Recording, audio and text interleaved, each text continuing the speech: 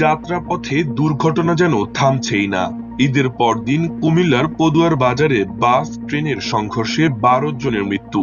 গতকাল দৌলতদিয়ার পদ্মা নদীতে বাস তলিয়ে যাওয়ার পর এবার চট্টগ্রামের সীতাকুণ্ডে ঢাকাগামী চট্টগ্রাম এক্সপ্রেস ট্রেনে ভয়াবহ অগ্নিকাণ্ডের ঘটনা ঘটেছে। আজ ভোর 6:45টার দিকে উপজেলার ফৌজদারহাট এলাকায় এই ঘটনা ঘটে। খবর পেয়ে ফায়ার সার্ভিসের কর্মকর্তারা ঘটনাস্থলে পৌঁছে আগুন নিয়ন্ত্রণে আনেন।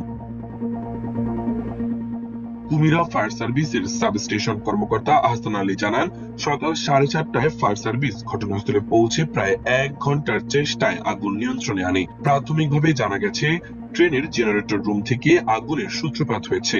দুটি বগি আগুনে পুড়ে যাওয়ার কারণে ব্যাপক ধোঁয়া ও শিখা দেখা যায়।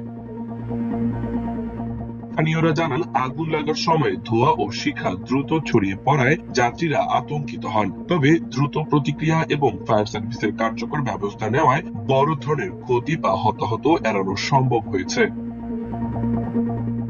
চট্টগ্রাম ফায়ার সার্ভিসের নিয়ন্ত্রক কক্ষের একজন কর্মকর্তা গণমাধ্যমকে বলেন, চট্টগ্রাম এক্সপ্রেস ট্রেনের পাওয়ার কার ও পরবর্তীতে তার সঙ্গে লাগোয়া শীতাতাপ নিয়ন্ত্রিত একটি বগিতে আগুন ছড়িয়ে পড়ে।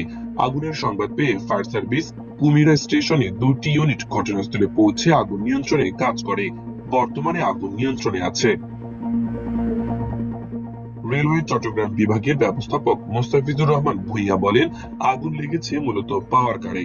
সেখান থেকে আরেকটা বগিতে ছড়িয়ে পড়েছিল, কিন্তু তার আগে ওই বগিতে লোকজন বের হয়ে পড়ে এবং লাগেজ গুলো বের করে ফেলা হয়। আগুনে কেউ হতাহত হয়নি। বর্তমানে আগুন নিয়ন্ত্রণে আছে। ক্ষতিগ্রস্ত বগিগুলো আলাদা করে ফেলা হয়েছে। চট্টগ্রাম থেকে পাওয়ার কার পাঠানো হচ্ছে। এটি জোড়া লাগিয়ে ট্রেনটি ঢাকার উদ্দেশ্যে রওনা করবে। অগ্নিকাণ্ডের কারণে কিছু সময় ঢাকা চট্টগ্রাম রুটে ট্রেন চলাচল ব্যাহত হলেও পরবর্তীতে পরিস্থিতি স্বাভাবিক হয়। রেল কর্তৃপক্ষ ক্ষতিগ্রস্ত বগিগুলো বিচ্ছিন্ন করে বাকিগুলোকে গন্তব্যের উদ্দেশ্যে পাঠানোর ব্যবস্থা করেছে। রেলের প্রাথমিক তথ্য অনুযায়ী ট্রেনে মোট 17টি বগিতে প্রায় 1000 যাত্রী ছিলেন।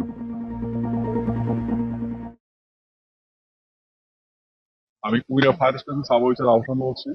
আমরা আমরা একটা আগুনের মেসেজ পাই যে বাটিয়ালি, এটা কি বলে, বিএম গেটে আগুন লাগছে একটা ট্রেনের বগিতে। তো আমরা আগুনের সংবাদ পাওয়ার সঙ্গে সঙ্গে আমরা দ্রুত সহিত এখানে আসা দেখে 2টা বগি আগুনে জ্বলছে। তো আমরা তাৎক্ষণিক 2টা ইউনিট কাজ করে আগুন মোটামুটি আমরা নিয়ন্ত্রণে নিয়ে আসি। এখানে কোনো হতাহত কেউ ছিল না বা হয় নাই। কয়টা বগি ছিল?